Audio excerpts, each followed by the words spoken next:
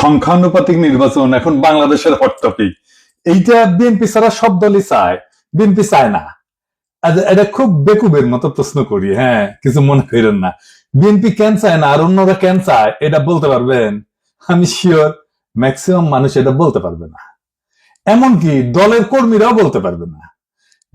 আমার এটা বোঝার জন্য মেলা পড়াশোনা করা লাগছে। যাই হোক, বিএনপি জামাত দুই দলকেই বলতেছি, এটা হইতেছে সেই কারিশমা কাপুর। কি এডিটর সাহেব, আপনি নায়িকার ছবি দিলেন কেন? আমি কি নায়িকার নাম বলছি নাকি? হ্যাঁ, ও আচ্ছা, সারাক্ষণ ইন্ডিয়ান নায়িকা মাথায় ঘুরে, তো তাই মাঝে মধ্যে মুখ থেকে ফসত করে বের হয়ে যায়। আমি এত করে কইলাম প্রফেসর ইউনূসকে যে এটা ইন্ডিয়ান নায়িকা বিষয়ক মন্ত্রণালয় ব্যানে হামাক তার উপদেষ্টা বানান। উনি আমার কথা রাখলেন না, উনি রাখলেন ভুট্টো সাহেবের কথা। যাই হোক, আলাপে আসি। এটা হইতেছে বয়ান তৈরির, ন্যারেটিভ তৈরির সেই কারিশমা। দুঃখজনক ভাবে এটাই আপনারা ফেল, লাড্ডা গোড্ডা। পাবলিকে হয় আপনার কথা শুনে না বা বুঝাবার পারেন না। এই আলাপটা উঠেছিল গত বছর আগস্টের শেষ দিকে, হাসিনা পলানোর পরপর। সেই সময় আমি একটা ভিডিও বানিয়েছিলাম, এই যে এটা আপনারা জানেন, আমি তীব্রভাবে জামাতের সমালোচনা করেছিলাম। আমাকে জামাতের আমিন ফোন দিচ্ছেন, ফোন দিয়ে কইলেন দুঃখ করিয়া যে দাদা আপনি আমাদের ইন্ডিয়ার দালাল বানাই দিলেন।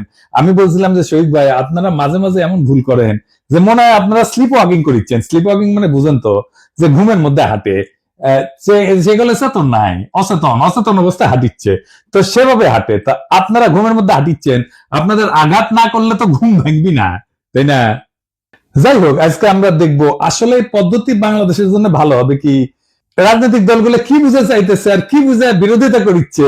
আসেন সেটা আমরা একসাথে বুঝে দেখি। আমার আগে ভিডিও থেকে দেখে আসি। আসেন, এই সংখ্যানুপাতিক নির্বাচন বিষয়টাকে আমি কইছিলাম, হ্যাঁ, জামাত 10 দফা প্রস্তাব দিচ্ছে, ভালো কথা, কিন্তু এটার মধ্যে একটা খুব ইন্টারেস্টিং দফা আছে, তা হইতেছে সংখ্যানুপাতিক নির্বাচন। এটার মানে কি জানেন? মানে হইতেছে ধরেন আপনার আসনে মোট ভোট 10 লাখ, মানে মোট ভোটার আর কি। তো ইলেকশন হইলো বিএনপি পেলো 5 লাখ, জামাত পেলো 3 লাখ। এখন আবার জামাত বলবে আমাদের কম ভোট দিলেন কেন? যাই হোক, এটা হিসাবের জন্য আর কি।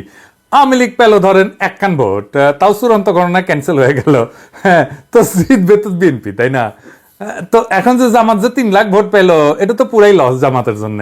সে বলতেছে না, 300 আসনে যত ভোট পড়বে সেই ভোট, মোট ভোটের যত শতাংশ, 300 আসনের তত শতাংশ সিট তারে দিতে হবে।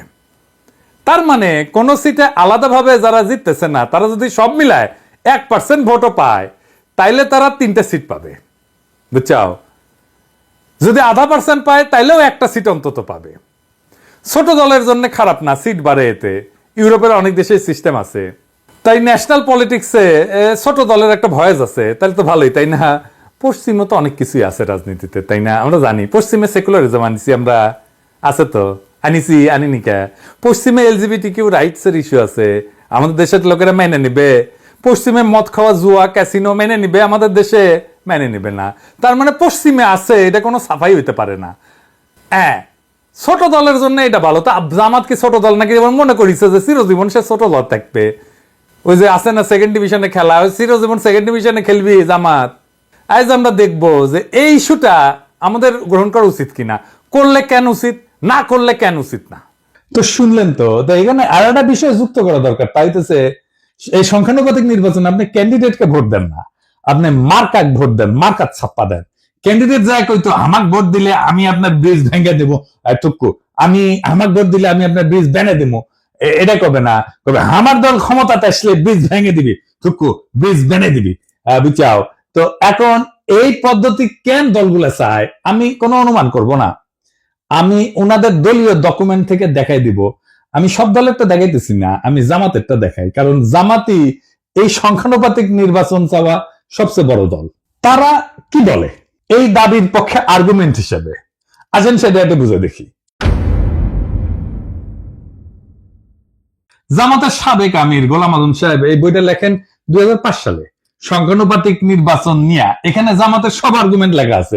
এছাড়াও আরো কিছু ইন্টারেস্টিং কথা আছে, হ্যাঁ, পড়তে পড়তে পাইলাম, সেগুলো নোক্তা দিয়ে রাখবো, আর সম্ভব হলে আলাপ করব। ওনারা পটভূমিতে 3 নম্বর প্যারাত লিখেছেন, এডিটর সাহেব দেখান। সিপি ভিউ চাইছে, এটা ওনারা আনন্দে পারলে নৃত্য করেন। সিপি ভিউ চাইছে, কথা কইছে আনন্দের আর সীমা নাই। হ্যাঁ, আরে সিপি চাইলে তো এটা আপনাদের জন্য হারাম হওয়া উচিত। তা না, ওনার প্রগতিশীল কুরকুরানি উঠেছে, সিপিবি চাইছে, ওনারা লাভ দিয়ে উঠেছে। তারপর কইতেছে এরশাদও কইছে, সিপিবি এরশাদ কইছে, এরশাদ আর সিপিবি এই দুইটার চাইতে বড় ইন্ডিয়ান মাল বাংলাদেশে আছে নাই। তো এরশাদ আর সিপিবি একসাথে যেটা চায়, এটা যে ইন্ডিয়ার পলিসি, এটা বুঝেন না। বাল থেকে তো তাল তলায় গেছে, এই সহজ সমীকরণ বুঝেন না। আসল আলাপে আসার আগে আরেকটা ইন্টারেস্টিং কথা দেখাই, 11 পৃষ্ঠা এডিটর সাহেব দেখান, ওনারা কইতেছেন প্রচলিত রাজনীতি হলো পাওয়ার পলিটিক্স বা ক্ষমতার রাজনীতি। দেশ গড়া আসল লক্ষ্য না, ক্ষমতাসীন হওয়াই আসল লক্ষ্য। ক্ষমতা ওনার কাছে খুবই খারাপ জিনিস। এ খোদা, আমার উঠে নাও, নয়তো দড়ি ফেলাও, ব্যয় উঠে যায়। হ্যাঁ, রাজনীতি তো ক্ষমতার জন্য। রাজনীতি জিনিসটা কি কন্ত, এটাই তো বুঝেন না আপনারা। এবং সেজন্য বলি মাঝে মাঝে জামাত রাজনৈতিক দলই হয়ে উঠতে পারেনি। জামাতের একটা ইমাজিনেশনের বাংলাদেশ আছে, আছে কিনা? আছে তো। কল্পনার একটা বাংলাদেশ দেখে তারা, তাই না? বিএনপিও দেখে, আমিও দেখি, আপনিও দেখেন। আমাদের সকলের ইমাজিনেশনের বাংলাদেশ আলাদা। বিএনপি যে বাংলাদেশ চায় সেটা জামাতের সাথে মিলবে? মিলবে না। জামাত যারা করেন তাদের ইমাজিনেশনের বাংলাদেশ একই, তাই তারা একটা দল করে। এই ইমাজিনেশনের বাংলাদেশ গড়তে হইলে আপনার রাষ্ট্র ক্ষমতা লাগবে। আপনারা ক্ষমতার জন্য রাজনীতি করেন না। রাজনীতি মানেই ক্ষমতা প্রশ্ন। রাজনীতি হচ্ছে ক্ষমতা সম্পর্কের কৌশলগত ক্ষেত্র। রাজনীতি দিয়ে ক্ষমতা তৈরি হয়। জামাত যেটাকে দেশ গড়া বলে সেটাকে আওয়ামী লীগ বলে দেশ ধ্বংস করা। দেশ গড়া কোনো রাজনৈতিক শব্দ না, এটা সাহিত্যের শব্দ। যাই হোক, জামাত বলতেছে, একটাই যুক্তি দিচ্ছে এই সংখ্যানুপাতিক নির্বাচনের জন্য, নির্বাচনের টাকার খেলা বন্ধ করবে সংখ্যানুপাতিক নির্বাচন। আর কোনো দ্বিতীয় যুক্তি নেই। ক্যান্ডিডেটদের টাকা খরচা করতে হয়। দেখেন, টাকা খেলা বন্ধ করার জন্য জামাত সংখ্যানুপাতিক নির্বাচন চায়। খুব সৎ চাওয়া, তাই না? আচ্ছা, জামাতের ভাইরা বলেন তো, আমি বিএনপি জামাতের উদাহরণ দিব না, কারণ আপনারা তো ভালো ছেলে, সন্ধ্যাবেলা হাত মুখ ধুয়ে পড়তে বসেন, তাই না? তো ধরেন দা জাতীয় পার্টি, যে খারাপ পার্টি আপনাদের কাছে, তাই না? সে তো 7% ভোট পায়, তাই না? বাংলাদেশে মানে সে 21টা সিট পাবে, পাবে কিনা? 21টা না পেলে 15টা পাবে, 15টা না পেলে 10টা পাবে, 10টা না পেলে 5টা তো পাবে নাকি? এর মধ্যে যদি সে এক একটা সিট 500 কোটি টাকায় বিক্রি করতে চায়, হবে না বিক্রি? আপোষে হবে। আওয়ামী লীগের লোকেরাই কিনে নেবে। মজা তো, এলাকায় যাইতে হইলো না, মারপিট করতে হইলো না, ক্যাম্পেইন করতে হইলো না, ভোট কেন্দ্র দখল করতে হইলো না, এমনকি রাজনীতি করতে হইলো না, আপনাকে এমনকি নমিনেশনও কিনতে হইলো না। শোনা যায় নমিনেশন দিয়ে অনেকে টাকা পয়সা নেয় আর কি, অনেক দল আর কি। না, আমার কইলাম না আর কি, আপনারা জানেন। আপনার টাকা আছে, আপনার জিতা সিট কিনে নিলেন, নো রিস্ক, হারার কোনো ভয় নাই। ধরেন দল এলাকা ভাগ করে দিল, বললো যে এখন যে সিট আছে ওইভাবে ভাগ করলো। এই সেই সিট অনুসারে, এই যে ধরেন বগুড়া 1 আসনে যতগুলো কেন্দ্র আছে, এইখানে যদি বিএনপি জিতে, এইখানে বিএনপি কইলো যে কাউকে কোনো ক্যান্ডিডেট কে কইলো, এই বগুড়া 1-এর এই কেন্দ্রগুলোর সিটে যদি বিএনপি জিতে, তাহলে তোমার এমপি বানাবো ওই সিটে। তুই ক্যান্ডিডেট খরচা করবে না জেতার জন্য, পারবেন টাকার খেলা কমাইতে, বরং বাড়াই দিবেন টাকার খেলা, আরো কেন্দ্রীভূত কইরা দিবেন। কারণ ওই পাবলিককে জনগণ ভোট দেবে না, ওই পাবলিককে সিলেক্ট করবে দলের নেতা। আর কি কি সমস্যা আছে? বাংলাদেশের প্রধান রাজনৈতিক দলগুলোতে তো আভ্যন্তরীণ গণতন্ত্র প্রায় অনুপস্থিত, নেতৃত্ব অত্যন্ত কেন্দ্রীভূত। এই পদ্ধতিতে, সংখ্যানুপাতিক পদ্ধতিতে দলীয় তালিকা তৈরি হবে কেন্দ্রীয় নেতৃত্বের মাধ্যমে। এটা স্থানীয় জনপ্রতিনিধিত্বকে দুর্বল করে দিবে। দলীয় নেতৃত্ব ক্ষমতা আরো কেন্দ্রীভূত করবে এবং স্থানীয় পর্যায়ে জবাবদিহিতা কমবে। দলের শীর্ষ নেতৃত্বই নির্ধারণ করবে কে সংসদে যাবে। ভোটারদের প্রত্যক্ষ ভোটের ক্ষমতা কমে যাবে। মানে এখন তো জনপ্রিয় নেতা হলে তার জেতার চান্স থাকে, তাই না? মানুষের কাছে ভালো হইতে হয়, সেটা কোনো দরকারই পড়বে না। দেখেন, আমরা অনেকে মনে করি রাজনীতি মানে হচ্ছে নির্বাচন, আইন, সংসদ, এই সমস্ত কিছু। কিন্তু রাষ্ট্রবিজ্ঞানী মোস্তাক আহমেদ একটা খুব সোজা কথা বলেন। উনি বলেন যে রাজনীতি আসলে একটা অদৃশ্য বোঝাপড়া। সেটাতে ঠিক হয় কে ক্ষমতায় থাকবে, কে টাকা খাবে, কে নিরাপদে থাকবে। এই বোঝাপড়াকেই বলা হয় পলিটিক্যাল সেটেলমেন্ট, বা বাংলায় বলে রাজনৈতিক বন্দোবস্ত। এই রাজনৈতিক বন্দোবস্ত ছাত্ররা ভাঙতে চাইছিল, আর সেটাকেই তারা বলছিল নতুন রাজনৈতিক বন্দোবস্ত। বুঝিছাও? তো এই বন্দোবস্ত লিখিত না, কিন্তু কিন্তু খুব বাস্তব। বড় বড় রাজনৈতিক দল, আমলা, ব্যবসায়ী গোষ্ঠী, পুলিশ, বিচারক, এলিট সবাই এটা অলিখিত চুক্তিতে থাকে। আমি একটু বুঝাই বলি। ধরেন রাস্তার ট্র্যাকে চান্দাবাজি, হাটের ইজারা, ছিনতাই, মাস্তানি, ঠিকাদারি, বালু মাহাল, এই সমস্ত জিনিস আছে না, যেটি থেকে টাকা পয়সা আসে, এটা একটা ইকোনমি আছে। কে তুলবে টাকা, কে নিবে, পুলিশ কত পাবে, রাজনৈতিক নেতা কত পাবে, তৃণমূলে মাস্তান কত পাবে, মন্ত্রী কত পাবে, হাসিনা কত পাবে, এই সবকিছু সেটেলড সেই অলিখিত চুক্তি দিয়া। এটি রাজনৈতিক বন্দোবস্ত। এই বন্দোবস্তের পার্ট এমপি। সে খরচা করে, মাস্তান পালে, কর্মী পালে, পুলিশের সাথে যোগাযোগ রাখে, উকিলের সাথে যোগাযোগ রাখে, স্থানীয় মাফিয়ার উপরে, আন্ডারওয়ার্ল্ডের উপরে নিয়ন্ত্রণ রাখে। এইভাবে এই বন্দোবস্ত টিকে থাকে। হাসিনা চলে যাওয়ার পরে অপরাধ বাড়ছে কেন? কারণ এই আন্ডারওয়ার্ল্ডের উপরে যাদের কার্যকর নিয়ন্ত্রণ ছিল তারা নাই হয়ে গেছে। এখন কেউ সেইভাবে কন্ট্রোল করে না, তাই এরা নিয়ন্ত্রণহীনভাবে যা খুশি করতেছে। এইটা ল অ্যান্ড অর্ডারের বিষয় না, এটা সেই অলিখিত চুক্তি ভেঙে যাওয়ার পরিণতি। আমাদের নতুন বন্দোবস্ত করার আগেই আপনি আরেকটা বন্দোবস্ত ভাঙতেছেন। বাংলাদেশে ইনস্টিটিউশন নাই, গড়ে ওঠে নাই। এই ইনস্টিটিউশনের বিকল্প হচ্ছে রাজনৈতিক বন্দোবস্ত। এইখানে রাজনৈতিক দল তার নেতা কর্মী একটা জটিল ভারসাম্য রক্ষা করে সমাজকে টিকায় রাখে। এইটা যখন নষ্ট হয়ে যায় তখন প্রতিদ্বন্দ্বী গোষ্ঠীগুলো নিরাপত্তাহীনতায় ভোগে এবং সহিংসতা, দুর্নীতি, রাজনৈতিক অস্থিরতা বাড়ে। আপনি সংখ্যানুপাতিক নির্বাচন করে পুরা পলিটিক্যাল ফেব্রিক ধ্বংস করে দেবেন। কেউ নিয়ন্ত্রণ করতে পারবে না। জেলা শহরগুলোর আন্ডারওয়ার্ল্ড, ঢাকা শহরের আন্ডারওয়ার্ল্ড আপনি নিয়ন্ত্রণ করতে পারবেন না। তার ব্যবসা বাণিজ্য, ভাগ বাটোয়ারা, এই জায়গাটা কে নিবে? তখন আপনি তো সব উলট পালট করে দিচ্ছেন। এলোমেলো করে দেমাল লুটে পুটে খাই, একটা কথা আছে না, আপনি এলোমেলো করে দিচ্ছেন রাজনৈতিক বন্দোবস্তকে। তো ওই জায়গা তো ফাঁকা থাকবে না। তো ওই জায়গাটা কে নিবে? পুলিশ নিবে, যেটা অর্গানাইজড। এখন পুলিশ নিবে, প্রশাসন নিবে, আর একটা হাসিনার শাসন তৈরি হবে। পুরা সমাজ, রাষ্ট্র রাজনৈতিক দলের নিয়ন্ত্রণের বাইরে চলে যাবে। যে দেশে ইনস্টিটিউশন গড়ে ওঠে নাই সেই দেশের রাজনৈতিক বন্দোবস্তই হলো সমাজকে টিকায় রাখার বিকল্প ব্যবস্থা। আর আপনি সেই ব্যবস্থাটিকে ভেঙ্গা সংখ্যানুপাতিক নির্বাচন নামের গুগলি মারলে রাষ্ট্র গড়ায় পড়বে গ্যাংয়ের হাতে, পুলিশের হাতে, প্রশাসনের হাতে, স্থানীয় মাফিয়ার হাতে। আফগানিস্তানে হয়েছিল না, তালেবান আসার আগে এক এক এলাকায় এক এক ওয়ারলর্ড শাসন করতো, একই জিনিস হবে বাংলাদেশে। আপনি এই কাজটা করতে যাইতেছেন। পুলিশ আর প্রশাসন শক্তিশালী হয়ে উঠবে, দারুণ। এই সংখ্যানুপাতিক নির্বাচন আঞ্চলিকতা বাড়ায় দেবে। আমি অন্য দেশের উদাহরণ দেব না, বেলজিয়ামের উদাহরণ দেব। এই বেলজিয়াম একটা দেশ হিসাবে থাকে কিনা দেখেন। কি হয়েছে বেলজিয়ামে? আসেন আলাপ করতেছি। বেলজিয়াম তো একটাই দেশ, তাই না? কিন্তু এর ভেতরে আছে দুইটা বড় জাতিগত ভাষাগত গোষ্ঠী। একটা হচ্ছে ফ্লেমিশ, ওলদানজ ভাষায় কথা বলে, থাকে দেশের উত্তর অংশে, তার নাম হচ্ছে ফ্লান্ডার্স। আর দুই নম্বর হচ্ছে ওয়ালুন, ফরাসি ভাষায় কথা বলে, থাকে দেশের দক্ষিণ অংশে, নাম হচ্ছে ওয়ালোনিয়া। এরা কিন্তু আলাদা ভাষায় কথা বলে, আলাদা স্কুলে পড়ে, আলাদা গণমাধ্যম আছে তাদের জন্য, এমনকি আলাদা রাজনীতি করে, দল আলাদা এই দুই গ্রুপের। এবং এই বেলজিয়ামে সংখ্যানুপাতিক ভোট আছে। এই পিয়ার সিস্টেমে ভোট যতই ছোট হোক, আলাদা পরিচয় দল সংসদে ঢুকে পড়ে। এর ফলে বেলজিয়ামে গড়ে উঠছে শুধু ফ্লেমিশ স্বার্থ নিয়ে কাজ করে এমন দল, যেমন এনভিএ। শুধু ওয়ালুন শব্দ নিয়ে কাজ করে এমন দল, যেমন পিএস, পার্টি সোশ্যালিস্ট। এরা কিন্তু জাতীয় স্বার্থ দেখে না, কেবল নিজেদের অঞ্চলের স্বার্থ দেখে। ফলে সার্বজনীন রাজনীতি আর হয় না, হয় আঞ্চলিক স্বার্থের জন্য রাজনীতি। এর ফলাফল কি? সরকার গঠন করতে পারে না। ফ্লেমিশ আর ওয়ালুন এদের মতানৈক্য চূড়ান্ত। এই যে দেখতেছেন না, এখন প্রেসিডেন্ট সরকার ঐক্য মত করতে পারতেছে না, দেখতেছেন না, জুলাই সনদ করতে পারতেছে না, মতানৈক্যের জন্য একই রকম। বেলজিয়ামের জাতীয় পরিচয় দুর্বল হয়, সবাই নিজেকে ওয়ালুন বা ফ্লেমিশ ভাবে, বেলজিয়ান ভাবে না। ভাষা, শিক্ষা, অর্থনীতি সব আলাদা হয়ে গেছে। স্কুলে আলাদা পাঠ্যক্রম, আলাদা মিডিয়া, এমনকি আলাদা ট্যাক্স এবং প্রশাসন চলতেছে অঞ্চল ভিত্তিক। যেহেতু একক সংখ্যাগরিষ্ঠতা পায় না, সরকার গঠন হয় না। 1 বছরের বেশি সময় সরকার গঠন হয়নি, এরকম এক্সাম্পল আছে। এই রাষ্ট্র টিকবে না। এবার আরো মারাত্মক উদাহরণ দিই ইসরায়েলের।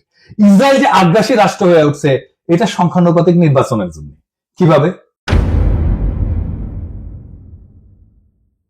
ইসরায়েল তো এখন একটা রাষ্ট্র না, একটা চরমপন্থী যুদ্ধযন্ত্র।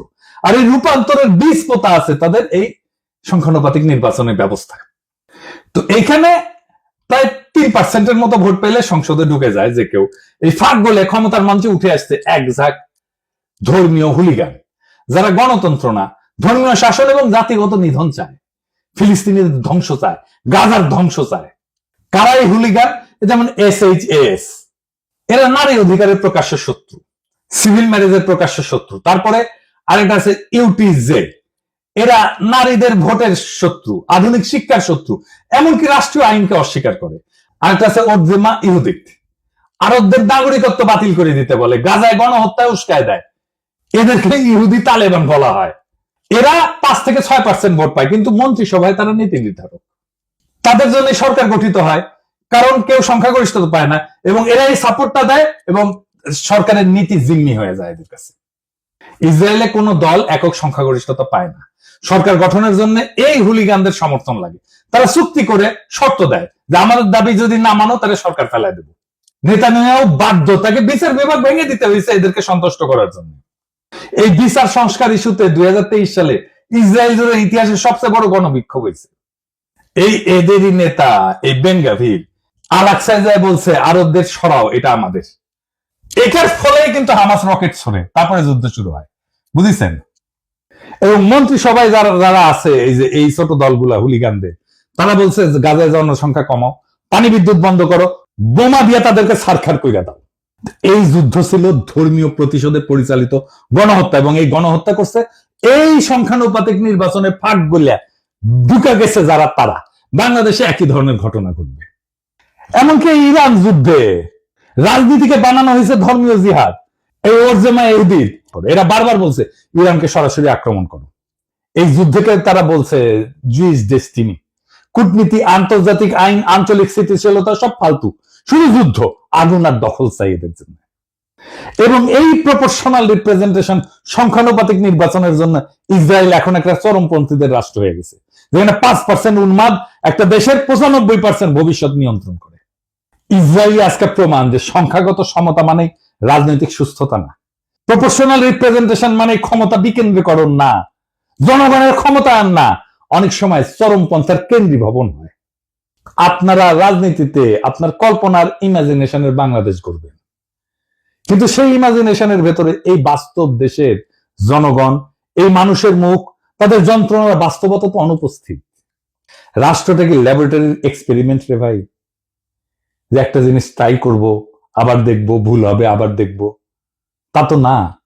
ইসরায়েলের মতো রাষ্ট্র চরমপন্থার হাতে কুক্ষিগত হয়ে গেছে এই সিস্টেমের কারণে। বেলজিয়ামের মতো রাষ্ট্র বিভক্ত হয়ে যাইতেছে ভাষার দাঙ্গায়। বাংলাদেশকে নিয়ে কি সেই পথে হাঁটতে চান?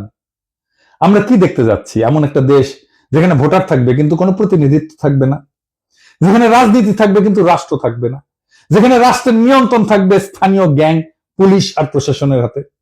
শক্তিশালী ইনস্টিটিউশন না গড়ে ওঠায় যে রাষ্ট্রের প্রত্যেকটা জেলা এখনো একটা রাজনৈতিক বন্দোবস্তের মধ্যে টিকে আছে, এই প্রপোর্শনাল রিপ্রেজেন্টেশন সংখ্যানুপাতিক নির্বাচনে আইসা সেই সামাজিক ভারসাম্য ধ্বংস করে দেবে, রাজনৈতিক ভারসাম্য ধ্বংস করে দেবে। নতুন কিছু গড়ার আগে পুরোনোটাকে ভেঙে ফেলতে চাইলে দায়িত্ব তো আপনার রে ভাই।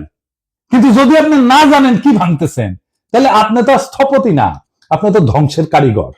বাংলাদেশ আজ এক ক্রসরোডে দাঁড়ায় আছে। কিছু দলের ভুল সিদ্ধান্ত, কিছু বুদ্ধিজীবীর নির্বোধ গুগলি আর কিছু বিদেশি থিঙ্ক ট্যাঙ্কের ঠাইসা দেওয়া এক্সপেরিমেন্ট, এইসব মিলে আজ রাষ্ট্র এক ভয়ঙ্কর জুয়া খেলায় ঢুকে পড়ছে। একটা দেশ যেটা গণতন্ত্র ছিল ভঙ্গুর, আইনের শাসন ছিল কাগুজে, সেই দেশে আপনি যদি রাজনৈতিক বন্দোবস্ত না রেখা এই সংখ্যানুপাতিক নির্বাচনের সিস্টেম চাপায় দেন, তাহলে যা গড়ে উঠবে তা গণতন্ত্র না, তা হবে পলিটিক্যাল মাফিয়ার এনক্লেভ। আর মানুষ শুধু ব্যালটের সেরা কাগজ হয়ে থাকবে। আমরা কি একটা রক্তাক্ত বিপ্লবের পরে এমন একটা পরিণতি চাইছিলাম? বিচারের ভার আজকে আপনাদের উপরে দিলাম। এই দেশ ধ্বংস কইরেন না, এই দেশ ধ্বংস হয়ে যাবে যদি আপনাদের বিবেচনাবোধ অন্ধকার হয়ে যায়, আপনাদের জাজমেন্ট যদি ক্লাউডেড হয়ে যায়। সেই রাস্তায় আমরা হাঁটতে চাই না, আমরা বিপ্লবের রাস্তাতে হাঁটতে চাই। বিপ্লবকে পরিপূর্ণভাবে বিজয়ী কইরা বাংলাদেশকে একটা নতুন রাষ্ট্র করতে চাই। ইনকিলাব জিন্দাবাদ।